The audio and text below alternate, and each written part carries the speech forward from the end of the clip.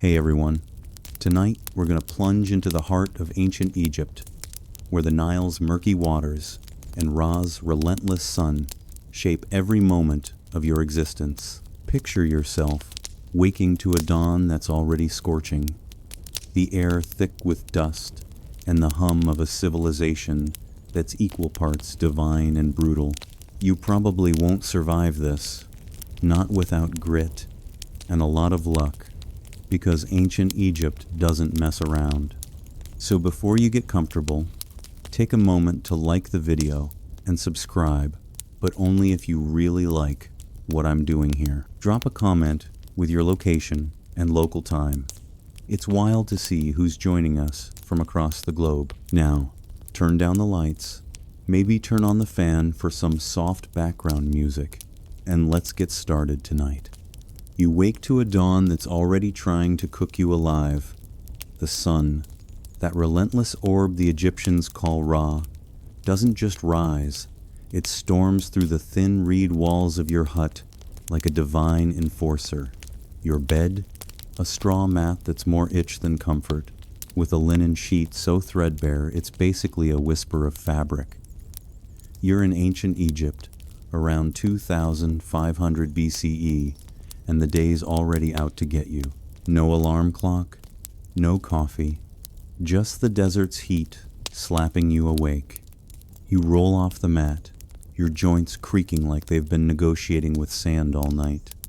The air smells of dust and distant river mud, and the faint buzz of flies is already plotting its takeover. You stumble outside, squinting against the glare. It's barely sunrise, and the temperature's pushing 85°F, or about 29°C. Your linen tunic clings to you like a second skin, useless against the heat. Forget sunscreen, ancient Egyptians didn't have it. If you're lucky, you might smear on some mud mixed with, yes, crocodile dung. It's their version of SPF, and it smells about as good as you'd expect. The stuff's supposed to keep the sun from turning you into a walking blister, but you're skeptical. Historians still debate whether this dung concoction was more ritual than practical, but you're not exactly thrilled to test it. The big historical event of this morning, the construction of the Great Pyramid of Giza, is in full swing during this period. You can't see it from your village, but you know thousands of laborers are hauling limestone blocks under the same brutal sun, building a tomb for a god king who's very much alive. You're just glad you're not one of them yet. An odd detail, some workers used onions as a primitive deodorant, rubbing them under their arms to mask the stench of sweat. Smell like a salad or a swamp? Tough choice. You shuffle toward the Nile, your feet bare against the hot earth. The village is stirring women balancing water jars, men sharpening sickles, kids chasing each other like they don't know the sun's about to win. A stray dog barks, and you swat at a fly that's already decided your face is its new home. Joke number 1. It's so hot out here, even the flies are booking shade for the weekend. Your stomach growls, but breakfast is a distant dream. First, you've got to survive the morning ritual of bathing in the Nile. And let's just say it's not the spa day you're hoping for. The heat's climbing, and Ra's not messing around. You pass a small shrine to Hapi, the Nile god, where someone's left a wilted lotus flower as an offering. You mutter a quick prayer. Can't hurt, right? The air's so dry, it feels like it's stealing your breath, and the ground's already hot enough to make you hop like you're auditioning for some ancient dance crew. Joke 2. You try dancing to impress the gods, but they're too busy judging your sunburn.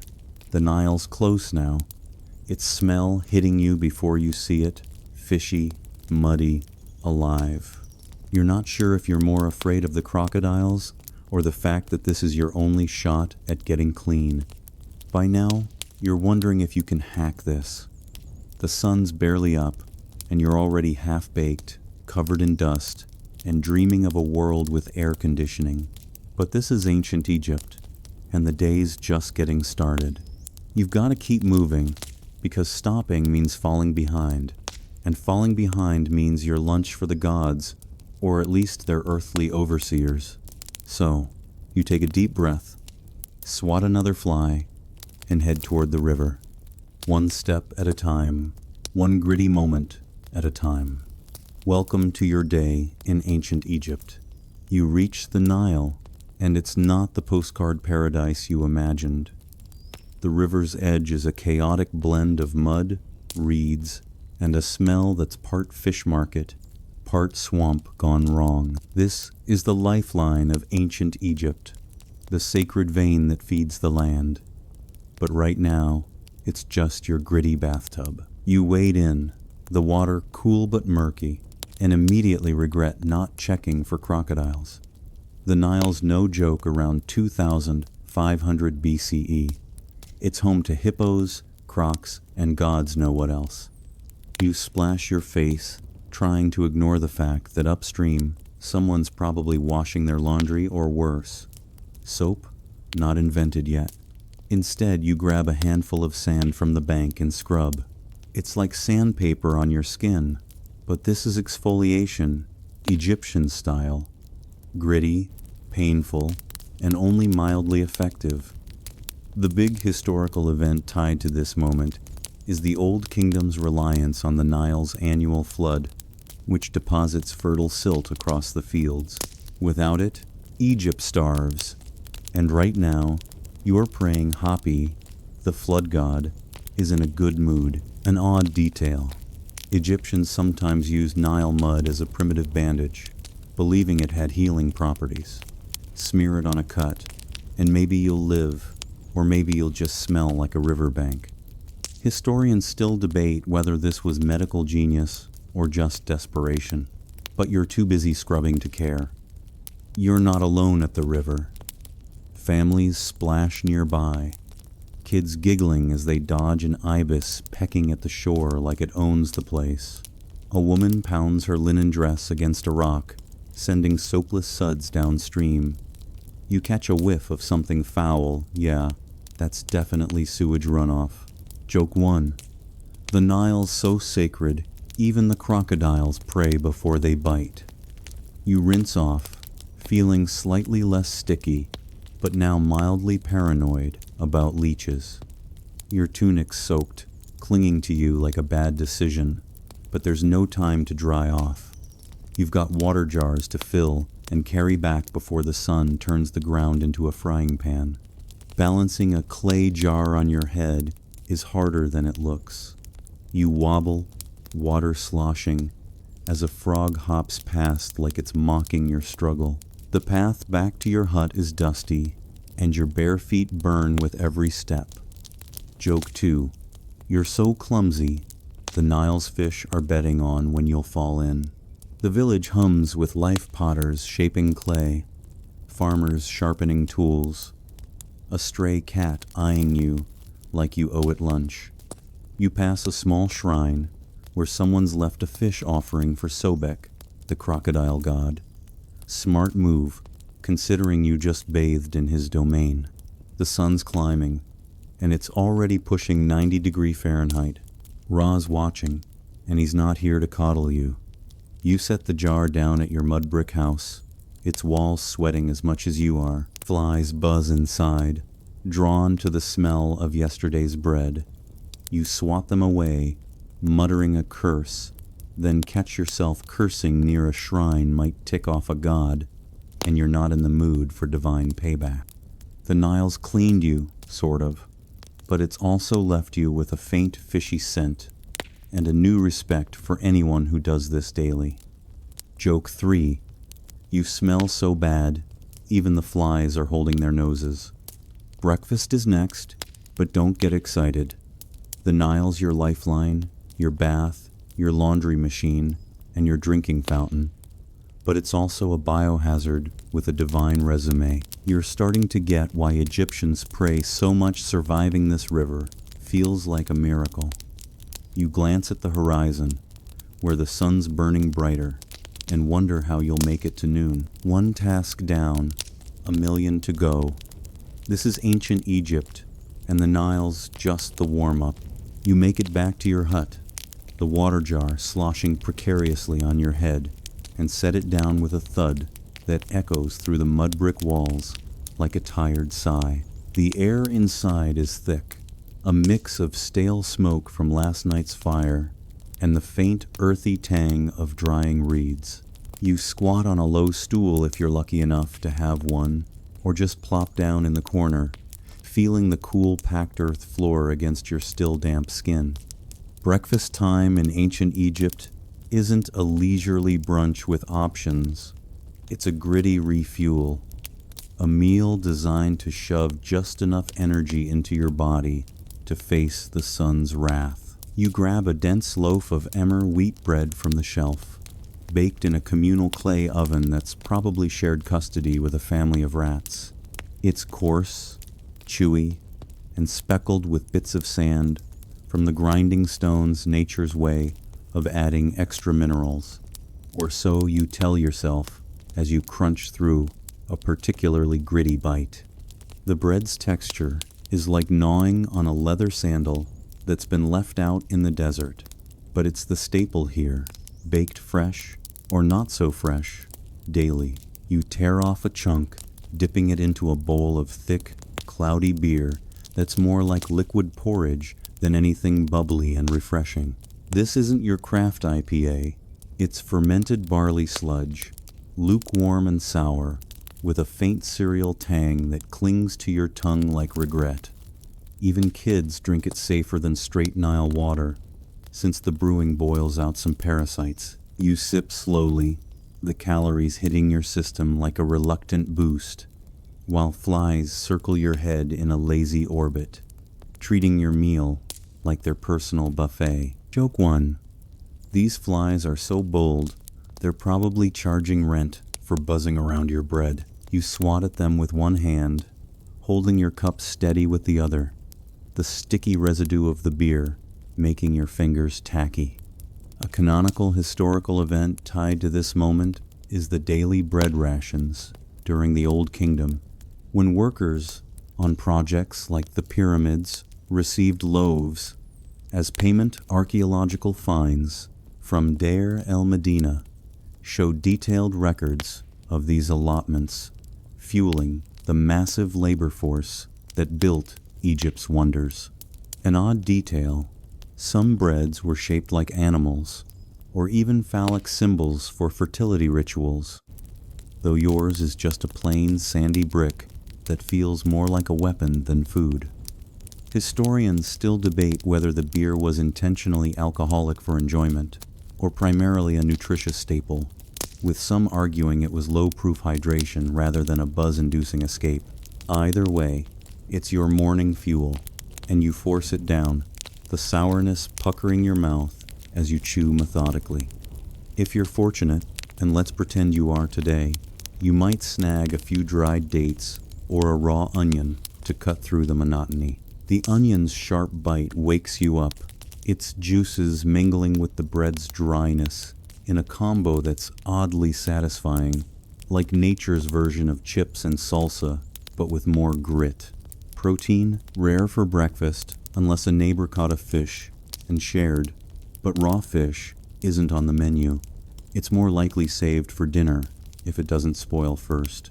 You munch in the dim light filtering through the hut's small window, no glass or screens to keep out the dust or insects. The flies dive bomb your face again, and you wave them off, wondering if Ra's got a sense of humor sending these tiny tormentors as a wake-up call. Joke 2. You complain about the flies to the gods, and they respond by sending mosquitoes as backup. The village sounds filter in a child's laugh, the low of a cow, the rhythmic thud of someone pounding grain nearby.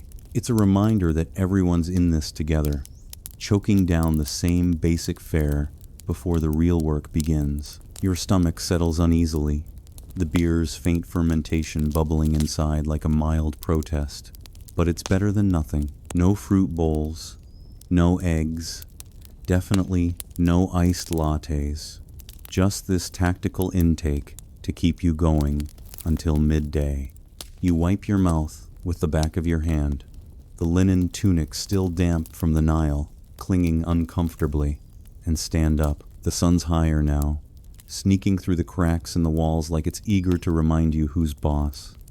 Breakfast done, but the aftertaste lingers, a mix of sour and sandy that coats your teeth. You glance at the water jar, condensation beating on its clay surface, and take a quick sip to rinse your mouth straight from the Nile. Parasites, be damned. The beer's safer, but water's quicker, and you're already running late. Outside, the heat's ramping up, the ground shimmering like it's alive, and you know labor's calling. Remember that crocodile dung sunscreen from dawn? You're starting to wish you'd slathered on more, because Ra's turning up the dial. Joke 3. You ask the sun god for mercy, and he replies by making your shadow hide in shame. The meal's over, but it's left you functional, not full ancient Egypt's way of saying, eat to live, not live to eat. You step out, the flies following like loyal pets, ready for the next grind. Fields or quarries await, and the day's barely begun. You wipe the last crumbs of that gritty bread from your chin, the sour beer still lingering on your tongue like a bad aftertaste from a questionable bar tab, and step fully into the glare of midday. The sun's cranked up now, Ra flexing his divine muscles as if to say, you thought breakfast was tough? Hold my solar barge. Your hut's shade feels like a distant memory, and the village path leads straight to the fields where the real grind awaits. You're no scribe or priest lounging in temple coolness. You're a farmer or laborer, ankle deep in Nile mud by now, yanking weeds or sowing barley under an overseer's watchful eye. The air shimmers with heat, the ground soft and sucking at your bare feet like it's trying to pull you under, and the distant calls of workers echo like a chorus of exhausted sighs. You grab your wooden sickle, its edge dulled from yesterday's abuse, and trudge to the fields, the linen tunic already sticking to your sweat-slicked back. The Nile's flood has left the soil fertile but heavy, a blackish muck that clings to your legs like unwanted tattoos. You bend low, slashing at stubborn weeds, each swing sending jolts up your arms, while flies buzz in your ears like tiny hecklers. Joke 1. These flies are so persistent, they're probably unionized, demanding overtime for annoying you. The overseer paces nearby, his whip coiled like a threat, barking orders in a voice that's part gravel, part divine authority. Slow down, and you get a glare. Complain, and it's lashes or worse. Your back aches already, the sun beating down like a hammer on an anvil, turning your skin to leather and your thoughts to fantasies of shade that doesn't exist. The canonical historical event woven into this toil is the massive corvée labor system during the Old Kingdom, where peasants were drafted seasonally for state projects like canal maintenance or pyramid construction, ensuring the pharaoh's monuments rose while the Nile's bounty was managed. An odd detail. Workers often marked their tools with personal symbols, like a carved fish or bird, to claim ownership in the chaos of communal labor. Archaeologists have found these quirky signatures on sickles from sites like Giza.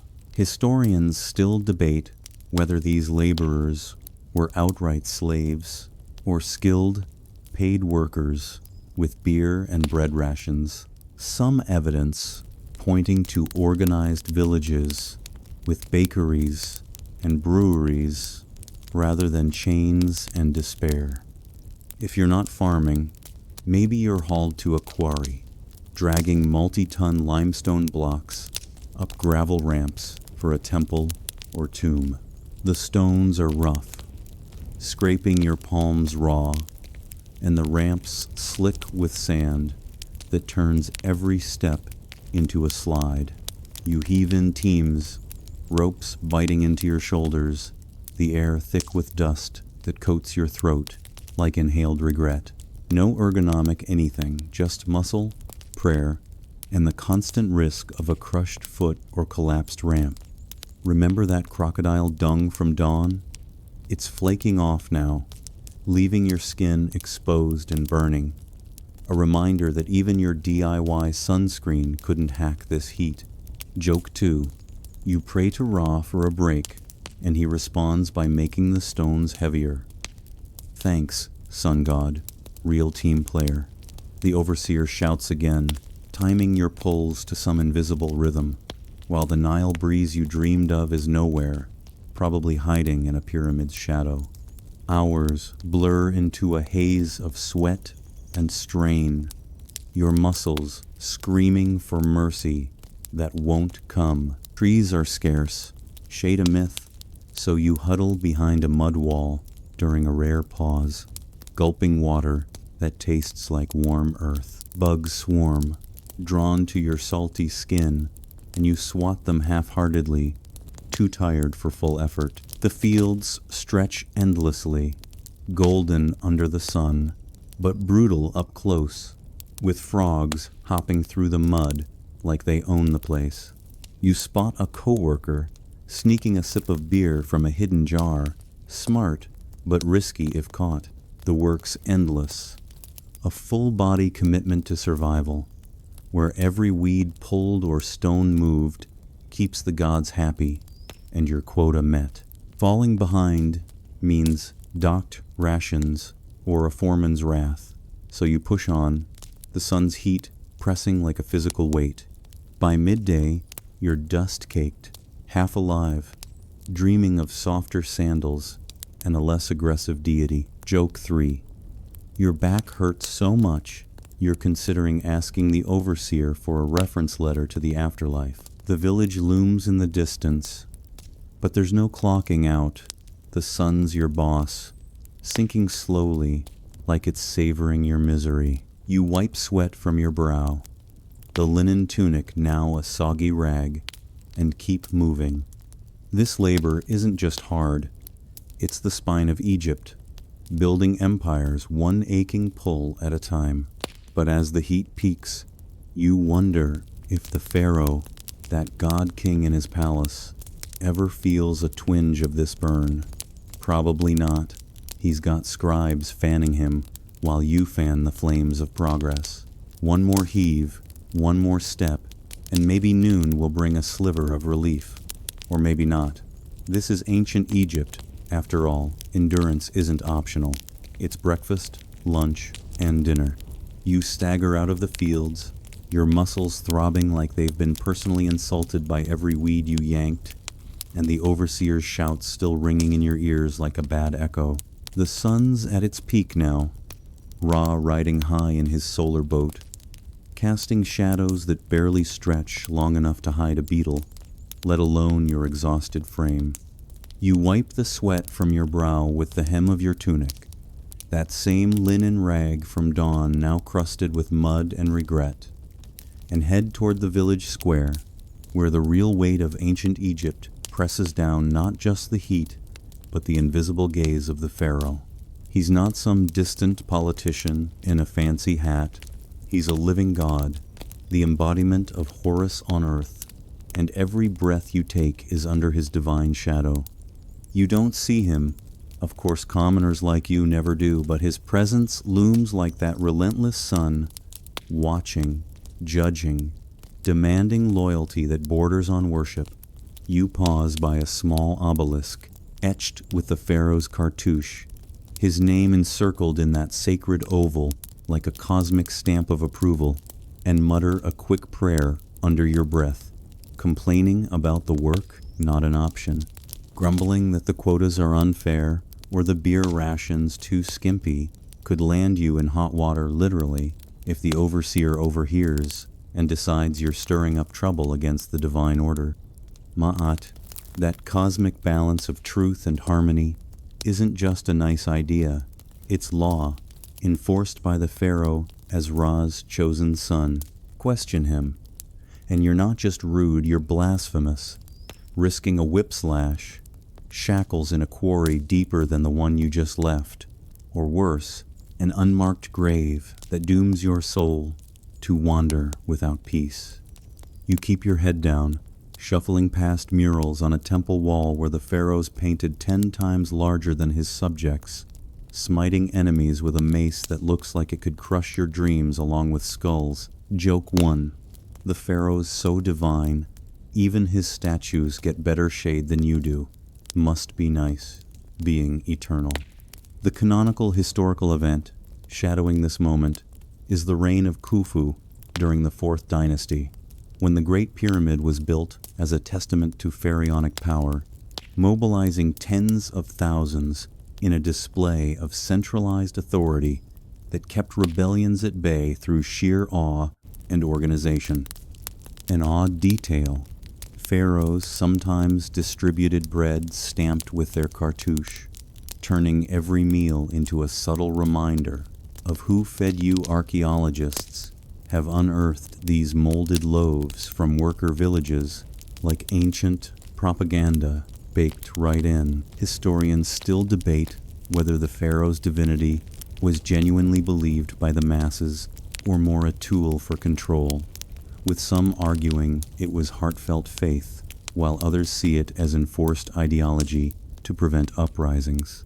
You spot a group of scribes huddled under a palm frond awning, their papyrus scrolls unrolled like secret maps to power, tallying grain quotas or temple offerings. They're the lucky ones, educated from childhood to wield reed pens instead of sickles, their linen kilts crisp and clean compared to your mud-streaked mess. You envy them, but envy too loudly, and it could be seen as disloyalty after all.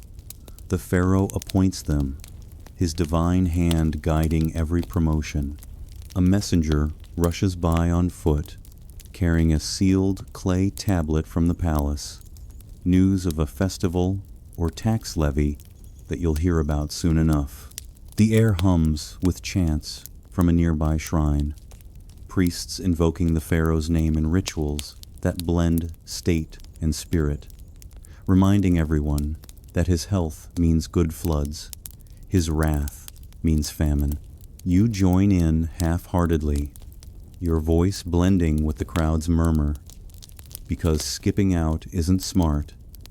Eyes are everywhere, from informants to the gods themselves. Remember that Nile bath from earlier, with its murky promise of cleanliness? You're starting to itch again, the dried mud cracking on your skin like a bad reminder. But you push on, weaving through the village where kids play with wooden toys shaped like the pharaoh's barge, indoctrination starting young. A woman nearby whispers to her neighbor about a neighbor who vanished after bad-mouthing the overseer rumor.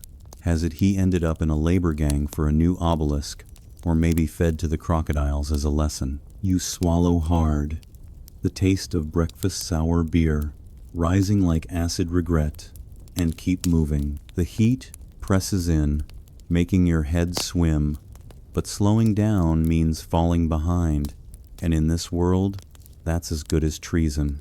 Joke 2. You think about rebelling, but then remember the pharaoh's got gods on speed dial, better stick to weeding. The square bustles with traders bartering linen for onions, their voices haggling in a rhythm that's almost musical, but undercut by the ever-present fear of the tax collector. He's due any day, a scribe with a ledger and guards, ensuring the pharaohs share grain, cloth. Labor flows to the palaces like the Nile itself. Miss your quota, and it's not just a fine, it's a mark against your soul, a disruption of ma'at that could curse your family for generations. You hand over a small bundle of barley to a vendor for a handful of dates.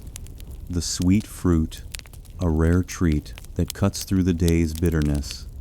But even this transaction feels watched, the pharaoh's image on a nearby coin glinting like an eye. Festivals offer relief sometimes. Golden processions where the pharaoh's statue floats by on a bark, But those are scripted joys, reminders of his benevolence rather than true freedom. As the afternoon drags, you find a sliver of shade behind a mud wall, munching those dates while watching a procession of priests carry offerings to the temple. Their chants rise, invoking the pharaoh as protector against chaos. Set's storms held at bay by his divine will. You nod along, the sarcasm in your mind bubbling sure. He's keeping order, but at what cost to your back? Still, you don't voice it.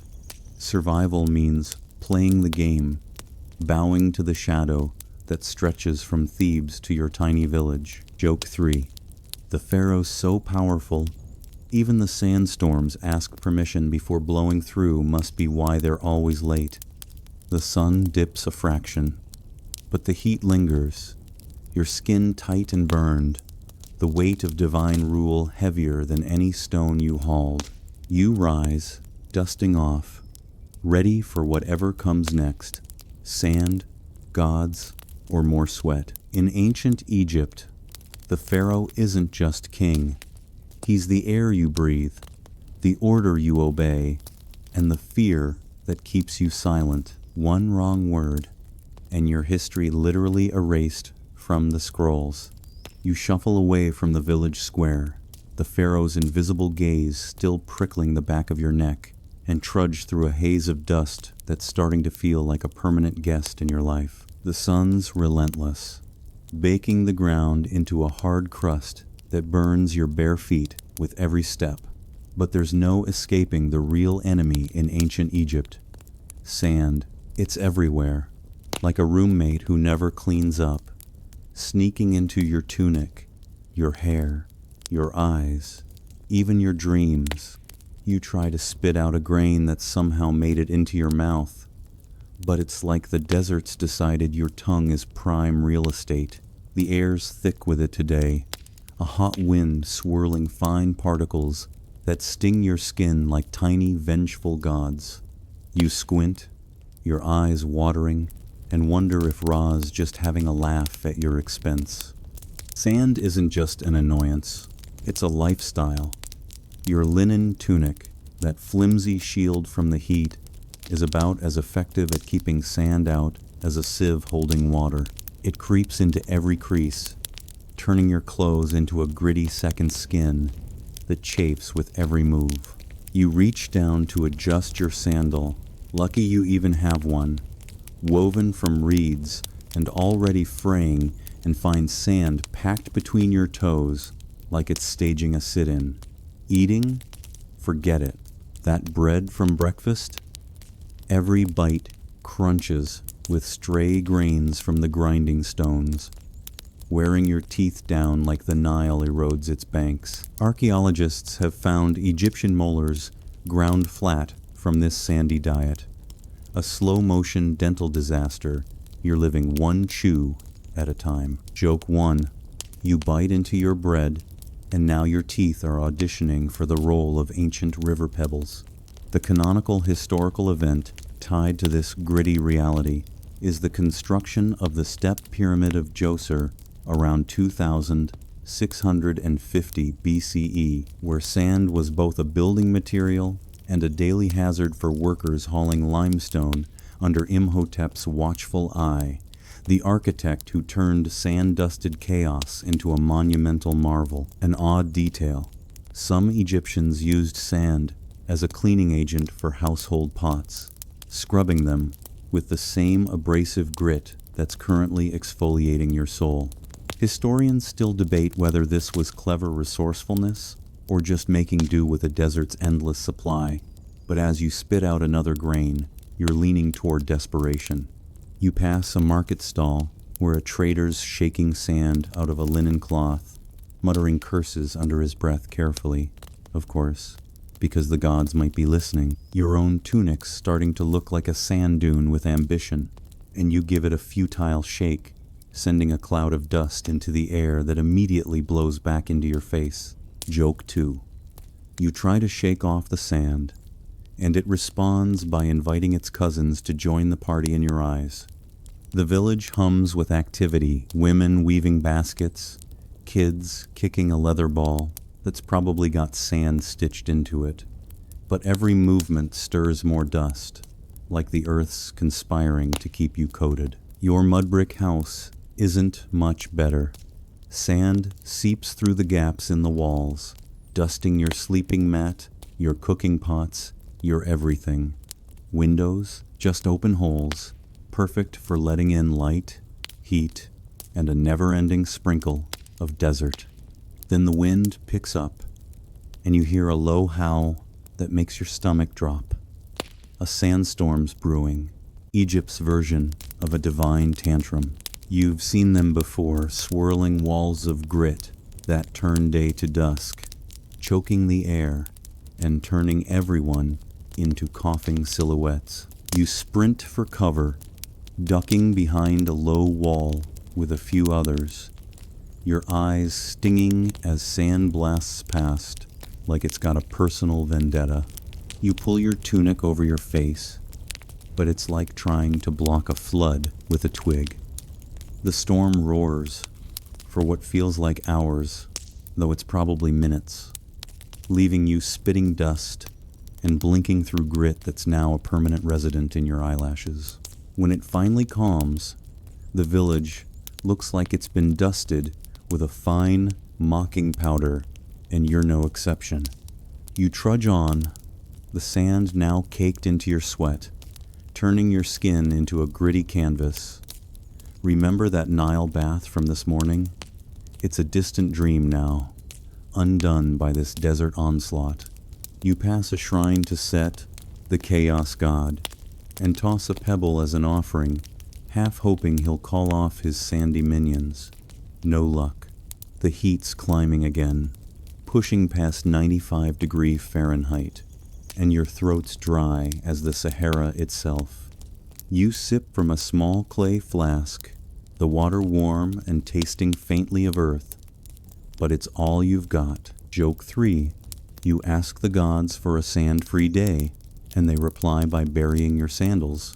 Nice one, Set. The day's not even half over, and you're already dreaming of a world with glass windows and a broom. But this is ancient Egypt, where sand isn't just scenery, it's your shadow, your seasoning, and your eternal nemesis.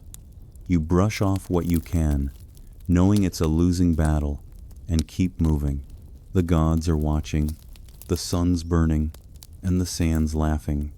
You shake off as much sand as you can, though it's like trying to convince a shadow to leave, and weave through the village, the sun now a blazing tyrant overhead.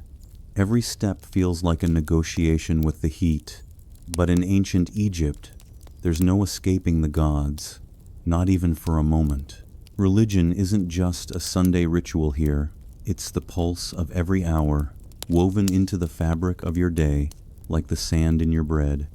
You pass a small shrine to Ra, its stone altar worn smooth by offerings, and nod respectfully, because ignoring the sun god when he's literally cooking you is a bad idea. The air hums with distant chants from a temple, where priests are probably pouring beer for Hathor, or burning incense for Thoth. Your life, from the moment you woke to the second you collapse tonight, is dictated by gods who have opinions on everything: your work, your food, even your thoughts. You pause to spill a few drops of water from your flask as an offering to Hapi, the Nile god, because keeping him happy means the river keeps flowing, and no river means no crops, no life. The gods are everywhere. Ra in the sky, Sobek in the Nile's murky depths, Bastet in the cat slinking past your hut like it owns the lease.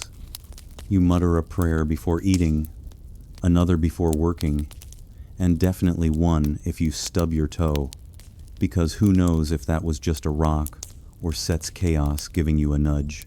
The canonical historical event here is the Festival of Opet, a major annual celebration in Thebes around 2500 BCE, where the pharaoh and priests paraded statues of Amun, Mut, and Khonsu to renew divine power, reinforcing the god's grip on every aspect of life. An odd detail. Egyptians sometimes placed small statues of gods in their homes, like divine roommates, to ward off evil spirits. Archaeologists have found these in worker villages, often tucked near sleeping mats. Historians still debate whether these daily rituals were heartfelt devotion or just survival tactics to avoid divine wrath. But as you dodge a wandering ibis that's probably sacred to Thoth, you're not taking chances. You're heading to check on your barley crop. But first, you stop by a communal shrine where a crowd's gathered, offering bits of bread and wilted lotus flowers. A priest, his linen robe cleaner than yours will ever be, chants in a low drone that's oddly soothing, like an ASMR track for the soul. You join in, mumbling words you've known since childhood, because skipping out could mark you as untrustworthy or worse, cursed. The gods aren't just watching, they're micromanaging. Spill beer by accident? Better apologize to Hathor. Sleep through a prayer? Hope Anubis isn't taking notes. Joke 1. You pray to Bastet for fewer flies, and she sends a cat that just naps in the shade. Great teamwork, goddess. The air smells of incense and sweat, the crowd's murmurs blending with the buzz of insects, and you feel the weight of Maat, that cosmic order, pressing you to stay in line. Your barley field waits, but even there, the gods loom. You whisper, thanks to Renanutet, the harvest goddess, as you inspect the stalks, hoping they'll survive the pests and heat. A snake slithers nearby, and you freeze. It could be a sign from Wajet, protector of the land, or just a snake looking for lunch. You don't risk it. You back away slowly, muttering another prayer. The village pulses with these rituals. Women weaving linen offer scraps to Hathor. Kids playing in the dirt draw symbols for BEs, the dwarf god who guards against nightmares. Even your hut's doorway has a carved ankh, the symbol of life, to keep bad spirits out. Remember that sandstorm from earlier? You're half convinced it was set flexing, and you're not alone. Neighbors whisper about appeasing him with extra offerings tonight. The sun's dipping slightly, but the heat's still a bully, and you're sweating through your tunic, the linen now a gritty paste against your skin. You pass a funeral procession heading to the Nile, the mourners chanting for Osiris to guide the dead. Death's never far in Egypt, and every ritual ties you to the afterlife, where you'll face judgment. You shudder, thinking of Anubis and his scales, and double-check your mental list of good deeds. Joke 2. You ask Thoth for a cheat sheet for the afterlife, and he hands you a scroll of hieroglyphs you can't read. Thanks, wisdom god. The day's grind continues, but the gods are your constant companions. Their presence as real as the sand in your eyes or the ache in your back. You keep moving, praying, surviving, because in ancient Egypt, faith isn't optional. It's the rule book for staying alive. You grab a handful of barley to store, offering a pinch to the ground for Renanutet, and head back toward the village. The temple's chants grow louder, a reminder that tonight's offerings might include your last dates if the priests come knocking. The gods don't just want your devotion. They want your stuffed grain, linen, even your time. You're tired, but you can't skip the evening prayers, not when Sobek's crocodiles might take it personally. Joke 3. You pray for a day off, and the gods reply by scheduling a festival. Guess who's carrying the heavy statue? The sun's still high, the Nile still flowing, and the gods are still watching. You take a breath, dust off your tunic, and keep going. In ancient Egypt, you don't just live, you appease. You endure, and you hope the divine bureaucracy doesn't notice your mistakes. You trudge back from the barley fields, the sun still hammering down like Ra's got a personal vendetta. Your tunic a damp, sandy mess that's basically one with your skin now. The village hums with the usual chaos. Kids chasing a stray dog, a potter cursing a cracked clay jar, but a sharp pain in your side stops you cold. Maybe it's just the heat, or that gritty bread from breakfast staging a revolt in your gut, but you're not taking chances. In ancient Egypt, getting sick isn't just a bad day. It's a potential one-way ticket to the underworld. You head toward the village healer, a wiry old man who's part doctor, part priest, and part magician, his hut smelling of herbs, smoke, and something you hope isn't expired lizard blood. Medical care here is a wild mix of practical know-how and spells to fend off angry spirits, and you're about to dive into both. You step into the dim hut, the air thick with the scent of crushed garlic and burning resin. The healer eyes you warily, like he's sizing up whether you're cursed or just dehydrated. He hands you a clay cup filled with a murky paste honey, moldy bread, and some herb you can't name. It smells like hope and desperation had a baby. Honey's a solid choice. It's naturally antibacterial, and archaeologists have found jars of it in tombs, still edible after millennia. The mold? Early penicillin, maybe, but you're not thrilled about swallowing it. The canonical historical event here is the use of the Ebers Papyrus, a medical text from around 1550 BCE, detailing hundreds of remedies, blending herbs and magic, showing Egypt's doctors were advanced, but still leaned hard on the supernatural. An odd detail: healers sometimes prescribed beer mixed with crocodile dung for stomach issues. Yes, that dung again. Because apparently it's the Swiss Army knife of ancient remedies. Historians still debate whether these treatments were effective or just placebo wrapped in divine theatrics. But as you choke down the paste, you're praying it's the former. The healer mutters a chant to Sekhmet, the lion-headed goddess of healing and destruction, asking her to spare you from whatever's twisting your insides. You clutch an amulet of Bes, the dwarf god who wards off evil, just in case your pain's a demon and not just bad beer. The healer's hands move fast, rubbing crushed onions into your temples, because why not? And you wince as the sting hits your eyes. Joke 1. You ask for a second opinion, and the healer suggests praying harder. Thanks, Doc. Real helpful. He wraps a linen strip around your wrist, tying it with a knot inscribed with Thoth's ibis, muttering about balancing your humors, or maybe just scaring off a spiteful ghost. You're not sure, but you nod, because arguing with a guy who talks to gods seems like a losing bet. You sit on a reed mat, the pain dulling slightly. Maybe the honey's working, or maybe you're just too tired to care. Outside, the village keeps moving.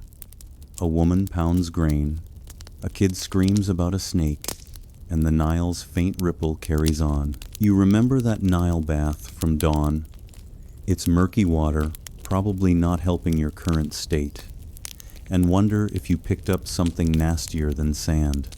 The healer hands you a small clay charm shaped like a scarab, meant to protect your soul from whatever's lurking in your gut.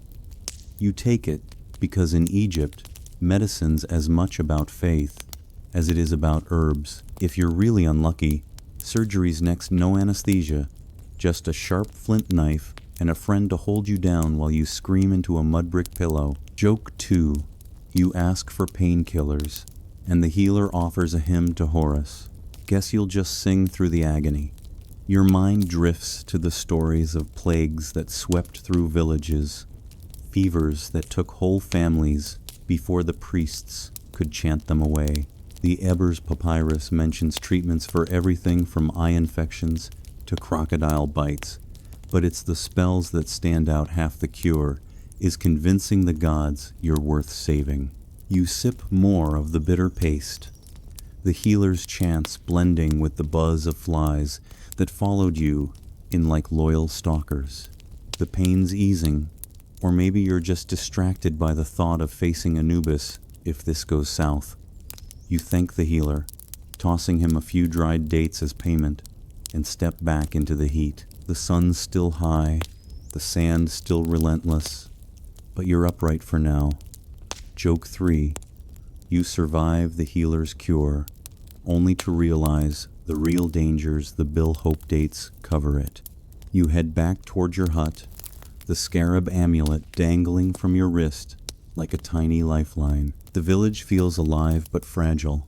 Every prayer and potion, a thin shield against a world where gods and germs play by the same ruthless rules. You're not sure if it's Sekhmet's mercy or just the honey, but the pain's fading, and that's enough to keep you moving. The day's not done, and neither are you not yet. In ancient Egypt, healing's a gamble, but so is breathing, and you're still in the game. You step out of the healer's hut, the scarab amulet dangling from your wrist like a fragile promise, and the sun hits you like a slap from Ra himself. The village pulses with life women grinding grain, their hands moving in rhythmic circles, kids darting through alleys, dodging stray goats. But you notice something else. The women here aren't just background noise. They're the backbone, hauling water, weaving linen, and keeping the whole place from crumbling into the Nile. In ancient Egypt, women have more rights than in many later civilizations. They can own land, divorce, even sue someone who crosses them. But don't start picturing a feminist utopia. The reality's a grind, and you're about to see it up close as you pass a woman balancing a water jar on her head while shooing flies off a toddler clinging to her leg. You pause near a market stall where a woman's haggling over a bolt of linen, her voice sharp and confident as she argues down the price. She's no noble, but she could own this stall outright if she wanted, thanks to laws that let women control property, a rarity for 2,500 BCE. You watch her walk away, deal done, her stride purposeful despite the heat. But her day's just begun. She'll grind grain for hours, cook, clean, and maybe help in the fields, all while the sun bakes her linen dress into a sweaty second skin. No underwear, no shoes, just that dress, and a determination that could outlast Ra. The canonical historical event here is the reign of Hatshepsut, a female pharaoh who ruled around 1478 BCE, proving women could climb to divine power. Though most women you see are far from thrones, their strength measured in buckets, carried, and loaves baked. An odd detail, women often used lead-based coal as eyeliner, not just for beauty but to cut sun glare. Archaeologists found cosmetic boxes in even modest homes, showing vanity wasn't just for the elite.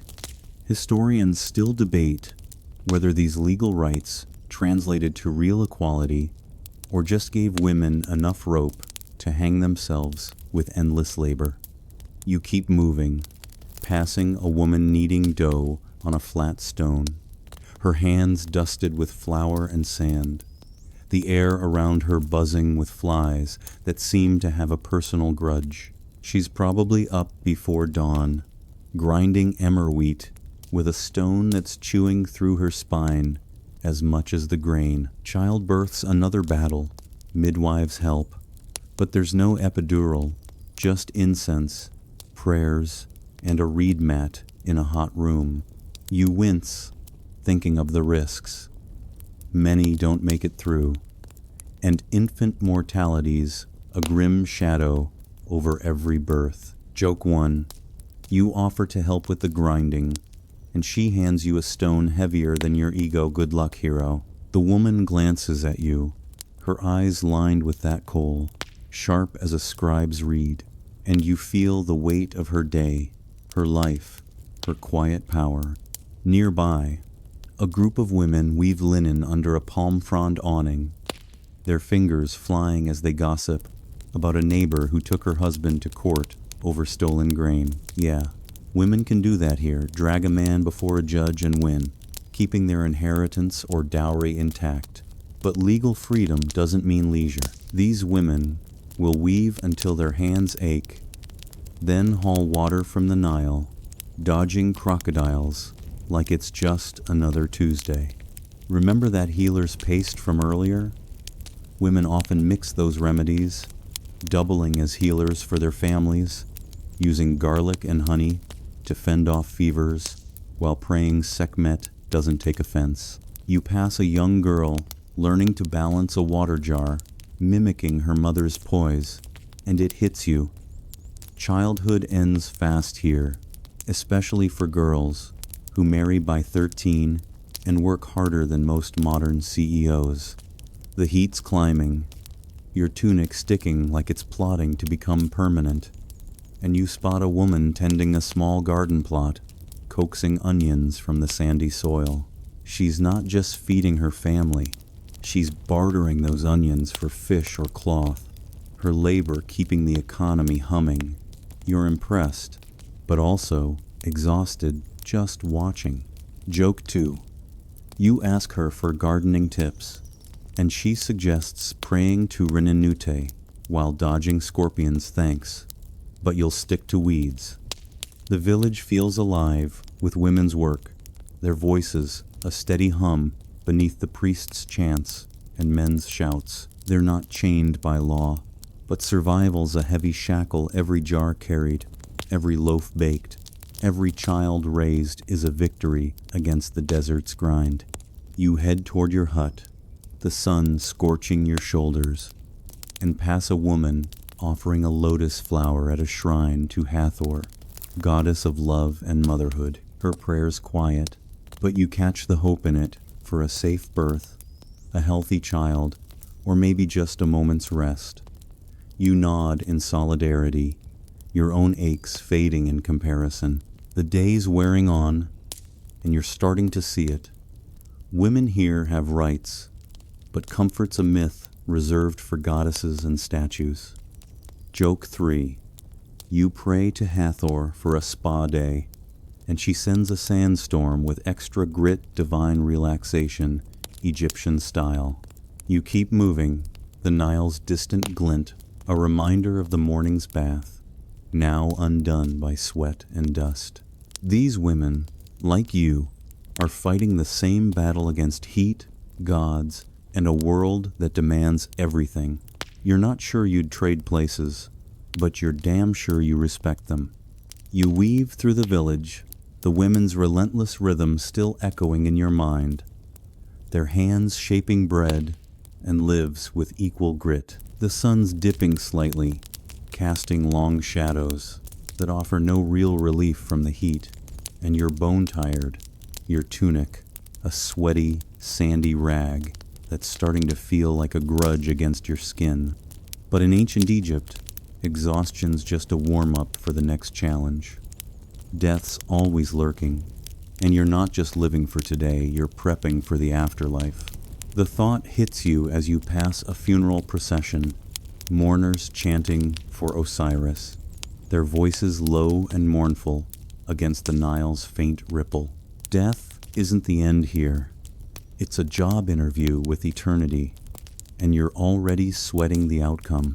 You clutch that scarab amulet from the healer, hoping it's got enough juice to get you through what comes next. You're headed home, but your mind's on the underworld, where every Egyptian knows they'll face the ultimate test, the weighing of the heart. In the hall of Ma'at, before 42 divine judges, your heart seat of your soul gets weighed against the feather of truth, too heavy with lies, theft, or, say, sneaking an extra onion from the communal pile, and your lunch for Amit, a lion, crocodile, hippo nightmare who doesn't bother with second chances. The canonical historical event tied to this is the widespread use of the Book of the Dead by 2500 BCE, a collection of spells buried with the dead to navigate the underworld's trials, found in tombs from nobles to skilled workers. An odd detail: some spells included passwords to trick demons, like cosmic cheat codes scratched on papyrus. Historians still debate whether the average Egyptian truly believed in this judgment, or if it was elite propaganda to keep people in line. But as you dodge a stray goat, you're not risking a bad review from Anubis. You pass a tomb under construction, workers chiseling limestone for a local official's eternal Airbnb. It's modest compared to the pharaoh's pyramid, but it's still a big deal. Everyone's saving up for their afterlife. Even you've got a few pots and a linen shawl stashed away, hoping they'll count as grave goods to bribe the gods. The rich get golden masks and shabtai dolls to serve them in eternity. You're just hoping for a shallow pit with a view of the Nile. You mutter a prayer to Osiris, Lord of the Dead, as you pass, because forgetting him could mean your soul's stuck wandering. No fields of reeds, no eternal picnic. Joke 1. You ask Osiris for a VIP pass to the afterlife, and he hands you a map with no directions. Classic God move.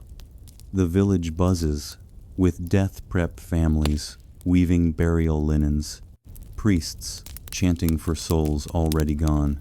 You spot a kid carving a wooden ankh, maybe for his grandfather's grave, and it hits you. Death's a family business, from birth to burial. Remember that sandstorm from earlier? It's why tombs are sealed tight. But even then, robbers might crack them open, stealing your eternity for a handful of barley. Your heart's pounding, not from fear, but from the weight of it all. Every choice you make, every prayer you skip, could tip those scales. You check your mental list. Didn't steal, didn't curse the pharaoh, didn't eat the neighbor's fish. But that time you slacked on field work, Hope Thoth wasn't taking notes. You reach your hut, the air inside stale and heavy, and sit on your straw mat, the same one you woke up on this morning, now dusted with sand like everything else. You sip warm water from a clay jar, the Nile's earthy taste reminding you of that murky bath at dawn.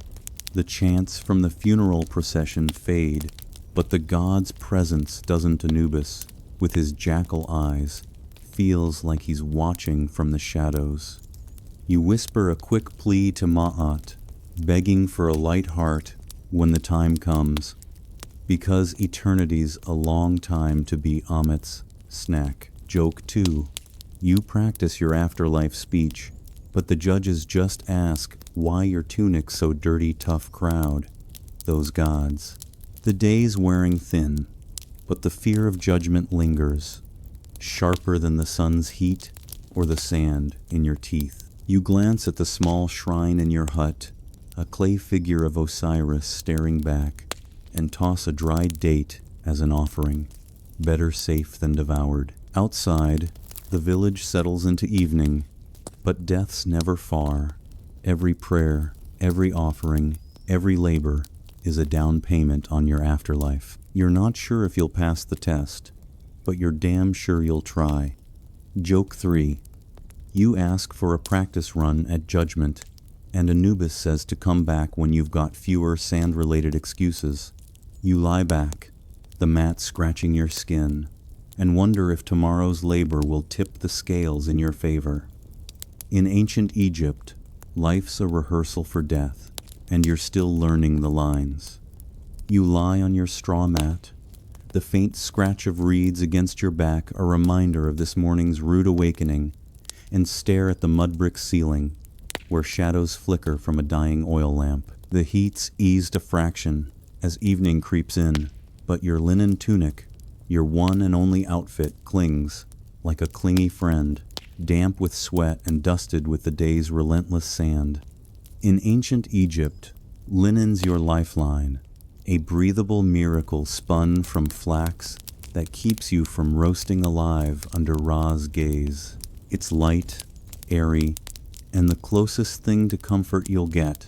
But don't get too cozy. It's also a magnet for every grain of sand and bug in the desert. Your tunic's a simple, sleeveless shift, graying from Nile washes and fraying at the edges. But it's all you've got, and you're grateful for its whisper-thin protection against the sun's wrath. You sit up, brushing sand from your arms, and notice the faint outline of your ribs under the fabric. Linen's great, but it doesn't block the hunger or the heat that's been dogging you since dawn.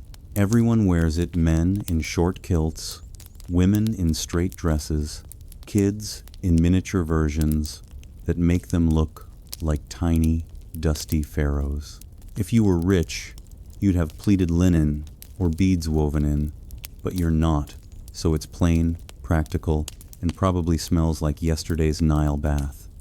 The canonical historical event here is the flourishing linen trade during the Old Kingdom around 2500 BCE, when Egypt's flax fields fueled a textile economy that clothed everyone from peasants to pharaohs, with archaeological finds of linen wrappings in tombs showing its sacred role in life and death. An odd detail. Some Egyptians slept with linen headrests, curved hard blocks that make your straw mat look like a luxury mattress. Historians still debate whether these were for comfort or to protect elaborate hairstyles for the gods' approval, but as you rub your neck, you're glad you don't have one. You step outside, the evening air still warm but softer, and spot a neighbor scrubbing her linen dress in a clay basin, the Nile's water turning murky with sand and sweat. Laundry's a ritual here, done by hand in the river or a public cistern, and you've seen crocodiles eyeing those washing sessions like they're waiting for a snack. Your own tunic's due for a scrub, but you're too tired to haul water tonight. Bugs swarm as you walk, drawn to your linen like it's a 5-star buffet, and you swat a mosquito with a curse you hope Bastet doesn't hear. Joke 1. You tell the bugs your tunic's not on the menu, and they reply by inviting their whole swarm family. Accessories help your scarab amulet from the healer dangles for protection, and you've got kohl around your eyes, that lead-based eyeliner doubling as sun glare defense. It's practical, but you're not winning any beauty contests with smudged black streaks running down your face. The village settles into dusk, the hum of prayers mixing with the clatter of looms as women weave more linen under flickering lamps. Your sandals' reeds, woven by a neighbor, are falling apart, leaving your feet vulnerable to sharp rocks and hotter sand. Most go barefoot anyway, saving sandals for temple visits or festivals, but you're dreaming of something sturdier. Remember that sandstorm from earlier? It left your tunic grittier than ever, and now it's chafing places you didn't know could chafe. You pass a shrine to Hathor, where someone's left a scrap of linen as an offering, and you toss a pebble, hoping for a breeze that doesn't come. Joke 2. You pray for a sand-proof tunic, and Hathor sends a gust that buries it deeper. Divine fashion advice, clearly. The linen trade keeps Egypt humming flax fields by the Nile, weavers in every village, and boats carrying bolts to Memphis or Thebes. It's currency, status, and sacred all at once, wrapped around mummies to carry souls to the afterlife. You touch your tunic, its weave worn but still holding, and feel a flicker of pride. It's not just cloth, it's survival. But the bugs don't care, buzzing around your face like they've got a personal vendetta. You're tempted to strip down, but privacy's a myth here, and the gods might take offense. The evening chants rise, priests calling for Ra's rest, and you join in half-heartedly, your voice drowned by the hum of the village. Your tunic's your armor, but it's thin, and the day's battle's heat, sand, labor have left it battered. You head back to your hut, the linen sticking to your skin like it's staging a clingy protest. The air's cooling, but the bugs are relentless, and you swat at them, muttering a prayer to be ease for a bug-free night. Joke 3. You ask for a mosquito net, and the gods send a cat that chases its tail instead. Thanks, divine pest control. You lie down, the mat scratching, the tunic itching, and stare at the ceiling again. Linen's your only comfort, but it's a fleeting one, stretched thin against a world of heat, gods, and endless grit. Tomorrow, you'll wear it again, fight the same battles, and hope it holds up. In ancient Egypt, your tunic's not just clothing, it's your flag, waving through the dust, declaring you're still here. You pull your linen tunic tighter around you, its frayed edges brushing your skin as you step out of your hut into the cooling dusk. The village settling into a quieter hum. The sun's finally easing off, Ra tucking his solar barge away. But the day's toll lingers, your back aches, your feet are raw, and the sand's still embedded in places you'd rather not think about. In ancient Egypt, survival's a sprint, and you're already winded, because here's the brutal truth. You're probably not making it past 35. Life expectancy's a cruel joke, with childhood diseases, infections, and the Nile's endless surprises waiting to knock you out of the race. You glance at a neighbor's kid playing with a wooden ankh, blissfully unaware that half his friends won't see adulthood. You're not old yet, but every creak in your joints feels like a countdown, and you're already planning for the one thing Egyptians take more seriously than life: death. Your mind drifts to the tomb you've been saving for not some grand pyramid, but a modest pit in the desert, maybe with a few pots and a linen shroud if you're lucky. Death's not just an end, it's a whole production, a journey you've been prepping for since you could walk. The canonical historical event here is the widespread mummification practices of the Old Kingdom around 2500 BCE, when even commoners began preserving bodies with natron salt to ensure their soul could thrive in the afterlife, as seen in early burials at Saqqara.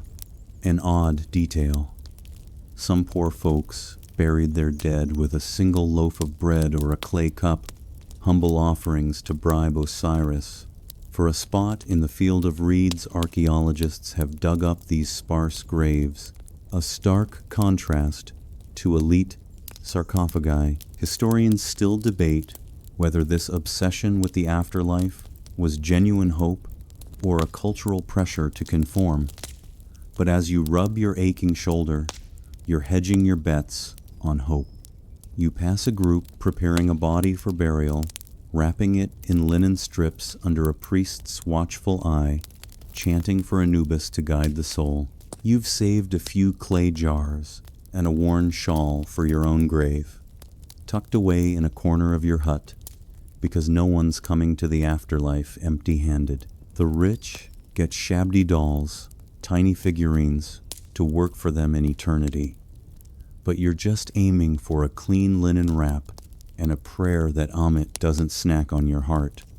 Remember that heart-weighing test from earlier?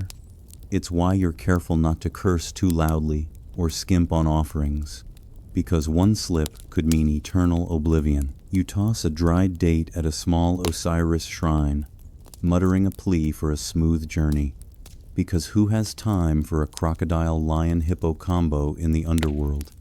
The village air smells of dust and incense, the chants blending with the lowing of cattle and the distant splash of the Nile. You're tired, but death's shadow keeps you moving. Every barley stalk you harvest, every prayer you mumble, is an investment in eternity. You spot a man carving a wooden shabti, his hands steady despite the heat, and envy his skill. Your grave goods are more budget than bespoke. Joke 1. You ask Osiris for a deluxe tomb, and he offers a sandpit with a view of eternity. Great deal, God. Childbirth's a killer here, And you've seen neighbors lose wives and babies, the midwives' prayers drowned by grief. Infections from a cut or bad water can end you faster than a crocodile. And there's no antibiotics, just honey and hope, as you learned at the healer's hut. You sit on a low stool outside your hut, sipping warm Nile water that tastes like earth and regret, and watch the stars peek through the dusk. The afterlife's supposed to be a paradise, lush fields, endless harvests, no sandstorms, but you're not banking on it without a fight. You've been good, mostly. No stealing, no major blasphemies, though that time you overslept prayers might haunt you. Joke 2. You practice for the underworld's judgment, but Anubis says your heart's heavy with too much sandy bread tough scales, buddy. The village quiets, but the fear of death doesn't turn. You're young, but not young enough to ignore the odds, and every ache feels like a reminder to save more, pray harder, live better. You head back inside, the straw mat waiting, like an old friend who's not that friendly. The lamp's out, and the darkness feels heavy, like Anubis himself is lurking in the corner. You whisper one last prayer to Osiris, hoping your meager grave goods those jars. That shawl will be enough to buy a spot in the field of reeds. Joke 3. You ask for eternal life, and the gods send a bill for more linen, guess immortalities, on layaway. You lie down, the day's labor settling into your bones, and wonder if you'll wake tomorrow or face the scales sooner than you think. In ancient Egypt, life's short, but death's forever, and you're doing everything you can to make sure it's the good kind of forever. You wake from a restless sleep, the straw mat digging into your back, like it's got a personal grudge, and the faint glow of dawn sneaks through your hut's open window, carrying a fresh wave of sand that dusts your face like a mocking kiss. You're still here, still breathing, but in ancient Egypt, even that feels like a temporary win. The village stirs outside, the low hum of morning prayers mixing with the bleat of goats. But your mind's stuck on something darker. Death might be your ticket to the field of reeds, but it's no guarantee of peace.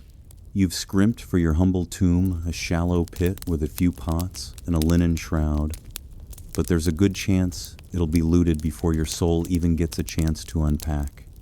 Tomb robbery isn't just a crime here, it's practically a profession, and your meager grave goods are as tempting as a pharaoh's gold to someone desperate enough. You step outside, the air already warming, and pass a half-built tomb on the village outskirts. Its limestone blocks chipped and sweating under the rising sun. The workers are quiet, maybe because they know their own graves won't be this sturdy, or because they're already planning to sneak back at night with a chisel. Tomb robbing so common, it's almost expected. Archaeological digs at sites like Saqqara show even modest burials were often disturbed, with pots smashed and linen stolen. The canonical historical event here is the robbery of royal tombs during the late Old Kingdom around 2300 BCE, when economic decline and famines drove desperate locals to plunder graves, including those of minor officials, for food or tradable goods. An odd detail: some tombs had fake doors carved into the stone, meant to trick robbers into thinking the real entrance was elsewhere. Clever, but not clever enough, as graves were still emptied. Historians still debate whether these thefts were purely greed-driven or acts of survival in a collapsing economy. But as you clutch your scarab amulet, you're betting on hunger over honor. You pass a group of mourners, chanting for a recent burial, their voices heavy as they pray. The deceased soul isn't wandering because someone already swiped their offerings. The thought makes you shudder. Your afterlife depends on those few jars staying put, but a hungry villager or a rogue laborer might see your grave as a quick meal ticket. You remember the funeral procession from yesterday, the linen-wrapped body headed for eternity, and wonder how long it'll stay untouched. Pharaohs tried to stop this with curses etched on tomb walls. May a crocodile devour your soul. But curses don't scare a starving family. Punishment for getting caught is brutal. Beatings, mutilation, or exile to a desert labor camp. Yet the risk-reward math keeps robbers coming. You mutter a prayer to Anubis, hoping he's got better security than the local guards. The village market's buzzing, traders swapping barley for fish. But you overhear whispers about a nearby grave hit last night, a potter's simple pit, now missing its bread and linen. The thief's probably eating better than you today. You check your own stash, hidden under a loose floor stone, 2 clay pots, a frayed shawl, and a dried fish for Osiris. It's not much, but it's your ticket to the afterlife, and you'll be damned if some sneak takes it. Joke 1. You ask Anubis to guard your tomb, and he sends a jackal that's more into napping than patrolling Great Hire. God, the sun's climbing. Your tunic's already gritty from that dawn dust, and you're starting to feel like your grave's more a target than a sanctuary. You head toward the Nile to fetch water, passing a shrine where someone's left a broken pot as an offering, maybe all they could spare. The river's glint reminds you of that murky bath from dawn, but now it's a lifeline for your crops, your family, your eternity. You balance a jar on your head, the weight pressing your spine, and think about the rich with their sealed tombs and Shabti armies. Your pit's no match, but you've got faith, or at least fear, keeping you in line. Joke 2. You pray for a robber, proof tomb, and Osiris suggests burying it under more sand because that's worked so well.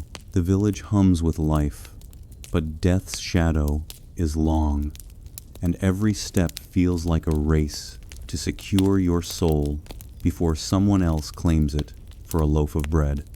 You set the jar down at your hut, the air inside thick with heat and the faint smell of yesterday's fish.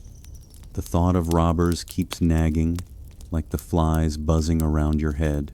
You've worked too hard, prayed too much, to lose your afterlife to a thief's pickaxe. You whisper a curse of your own, not as poetic as a pharaoh's, but heartfelt.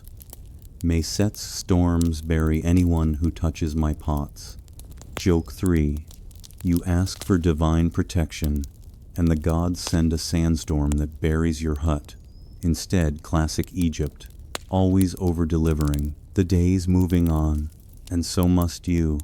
But the fear of losing your eternity sticks like sand in your teeth. In ancient Egypt, you don't just live for today, you live for forever, and you're hoping no one steals it before you get there.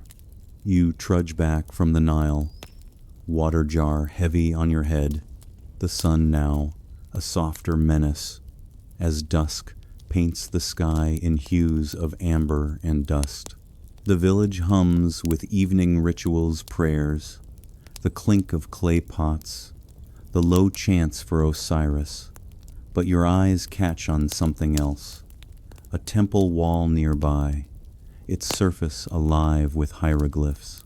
Carved birds, snakes, and lotus flowers dance in the fading light, each symbol a riddle wrapped in divine power. You can't read them, only 1% of Egyptians can, and you're not one of the lucky scribes, but you feel their weight, like the gods themselves are whispering through the stone. Hieroglyphs aren't just writing, they're sacred code, a language that binds the living, the dead, and the divine. You pause, awestruck, tracing an ankh with your finger, hoping it'll bring you luck or at least keep Set's chaos at bay. These carvings aren't decoration, they're the backbone of Egypt's order, recording taxes, prayers, and the pharaoh's victories. The canonical historical event here is the creation of the Palette of Narmer around 3100 BCE, one of the earliest known hieroglyphic artifacts showing a king unifying Egypt with symbols that blend art and power, Archaeologists see it as proof of writing's role in state control. An odd detail: some hieroglyphs were painted red to signal danger or divine wrath, a visual "do not touch" for the god's enemies, found on tomb warnings. Historians still debate whether hieroglyphs were purely elite tools or if commoners grasped their meaning through oral tradition. But as you stare at a carved ibis for Thoth, you're just hoping it doesn't curse you for being illiterate. You pass a scribe under a palm frond awning, his reed pen scratching papyrus with the precision of a surgeon. He's young, maybe 15, but his hands move like they've memorized all 700 symbols, birds, eyes, reeds, each one a puzzle you'll never crack. Scribes are the rock stars of Egypt, spared the field's grind, their kilts crisp, while yours is a sandy wreck. They train for years, starting as kids, copying scrolls until their fingers cramp into claws. But the payoff's huge: respect, food, and no blisters from hauling stones.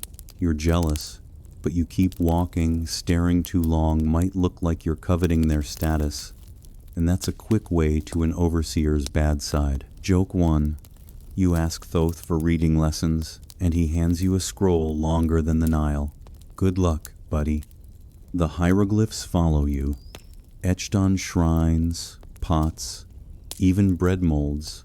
The pharaoh's name everywhere, like a divine hashtag.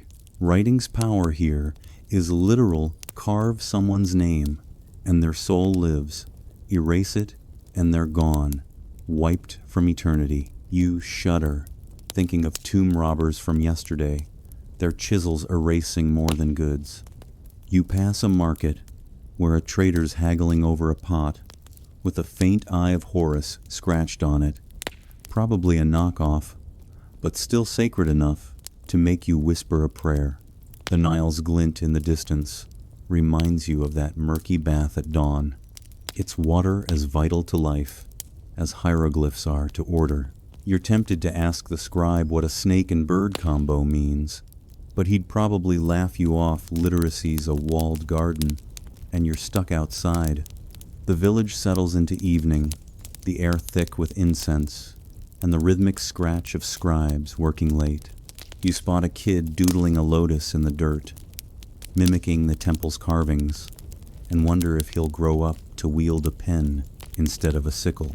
Your tunic's still gritty, your feet aching from bare steps on hot earth, and you're starting to see why writing's magic. It's a ticket out of the dust. Joke 2. You try drawing a hieroglyph, and it looks like a drunk vulture. Guess you're no Thoth. You head back to your hut, the stars now bright, each one a reminder of the gods watching. Hieroglyphs aren't just symbols. They're Egypt's heartbeat, tying the pharaoh to the heavens, the Nile to the fields, and your soul to eternity if you're lucky. You sit on your mat, the same scratchy one from this morning, and glance at your meager grave goods. Pots, a shawl, no hieroglyphs to immortalize you. Scribes write for the elite, not for folks like you, but you whisper a prayer to Thoth anyway, hoping he'll jot your name somewhere that matters. The village quiets, the temple's chants fading, but the hieroglyph's power lingers, etched in your mind like the sand in your tunic. Joke 3. You ask for your name in hieroglyphs, and Thoth carves sandy peasant. Thanks for the glow-up, wisdom god. You lie back, the day's weight settling, and wonder if you'll ever touch that sacred script. In ancient Egypt, hieroglyphs are more than words. They're the god's voice, and you're just hoping they're not saying game over yet. You wake to the faint glow of dawn, the same relentless sun creeping through your hut's reed walls, and roll off your straw mat, your body aching like it's been arguing with the desert all night. The air's already thick with dust, the buzz of flies warming up for another day of torment, and you're wondering if you've got what it takes to survive one full day in ancient Egypt. Let's be real. Probably not. You've faced Ra's heat, the Nile's murky embrace, and sand that's more loyal than your shadow. But the grind of this world, its gods, its rules, its sheer brutality, would chew you up faster than Ammit devours a heavy heart. You pull on your linen tunic, now a tattered testament to your battles, and step outside, the village stirring with the same stubborn rhythm that's kept Egypt alive for centuries. This is it, the final stretch time to see if you'd make it to dusk or crumble under the weight of a civilization that doesn't do second chances. The sun's climbing, Ra's gaze is unforgiving as ever, and you head to the fields, your sickle in hand, the Nile's mud sucking at your bare feet. You've hauled water, choked down gritty bread, and dodged divine wrath, but the day's a marathon, and you're no pharaoh with a palace to hide in. The canonical historical event here is the enduring stability of the Old Kingdom around 2500 BCE, when centralized power and religious devotion kept Egypt thriving despite its harsh realities, as seen in the Giza Pyramid's construction, a testament to collective grit. An odd detail, workers sometimes left graffiti on pyramid stones, like Team Khufu rules, found by archaeologists, showing even laborers had pride in their backbreaking work. Historians still debate whether this stability was built on faith or fear, but as you swing your sickle, you're too busy surviving to philosophize. You're not just fighting the heat or the sand. You're up against a world where every move's a test. The gods watch Ra, Sobek, Anubis waiting for you to slip, while the pharaoh's shadow looms, his divine authority a whip sharper than any overseer's. You remember that crocodile dung sunscreen from dawn, now flaked off, leaving your skin raw and burning. Joke 1. You ask Ra for SPF, and he sends a cloud that's just more sand in disguise. Classic sun god troll. The Nile's your lifeline, but it's also a biohazard, and that bath you took feels like a lifetime ago. Your breakfast beer's a distant memory, replaced by a gnawing hunger that no onion can fix. The fields stretch endlessly, the air thick with dust and the drone of flies, and you're starting to see why Egyptians pray so much. Survival's a miracle. You pause for a sip of warm water, the clay jar sweating as much as you, and spot a festival procession in the distance. Golden statues of Amun glinting on a barge. It's a rare break, but even that's scripted, a reminder of the pharaoh's power rather than true freedom. You'd love to join, but quotas don't wait, and slowing down means docked rations or a foreman's glare. Remember those hieroglyphs from last night? They're for scribes, not you, but you mutter a prayer to Thoth anyway, hoping for a cosmic typo that marks you as survivor. The village hums, women weaving, kids playing, priests chanting, but it's fragile, a thin shield against scorpions, fevers, and the afterlife's scales. Joke 2. You pray for a day off, and the gods schedule a sandstorm. Guess they're booked solid. The sun's dipping, finally, the sky softening to a bruised purple, but the heat lingers. Your tunic, a gritty second skin. You're alive, barely. Your hands blistered, your back screaming, but you're not sure you'd last another dawn. Modern you spoiled by air conditioning, antibiotics, and sneakers would fold before noon. Your smartphone useless against Ra's glare or Anubis's judgment. Yet, Egyptians didn't just survive, they thrived, building pyramids, carving hieroglyphs, and laughing over beer despite the odds. You pass a group dancing by a fire, their joy cutting through the dust, and it hits you. They believed in something bigger, Maat, the the gods, eternity, and that kept them going. You're not sure you've got that kind of grit, but you respect it deeply. You stumble back to your hut, the stars now bright, each one a god's eye watching. You collapse on your mat, the same scratchy one that started this day, and let the village's hum lull you. Would you survive? Nah. You'd probably beg for a portal back to Wi-Fi and iced coffee. But Egypt endures, its monuments standing long after your complaints fade. Joke 3. You ask for a survival medal, and the gods hand you a sandy loaf. Welcome to Egypt, champ. You lie there, the straw mat cradling your weary bones, the night's soft hum wrapping around you like a gentle shroud. The stars outside burn quietly, each a whisper of the gods who've watched your every step through this grueling day. You've tasted the Nile's grit, felt Ra's fire, and carried the weight of a world where survival's a prayer answered in sweat. Ancient Egypt's no fairy tale, it's a land of dust and devotion, where every loaf, every labor, every muttered plea weaves you into something eternal. You didn't make it unscathed, but you touched their truth. Life's hard, but it's sacred, and they built wonders from that struggle. Let the Nile's murmur fade now, the sandstorms blur into dreams. You're safe, back in your world, but carry their fire, a spark of resilience, a nod to the gods who still linger in the stars. Sleep well, traveler. You've walked with giants,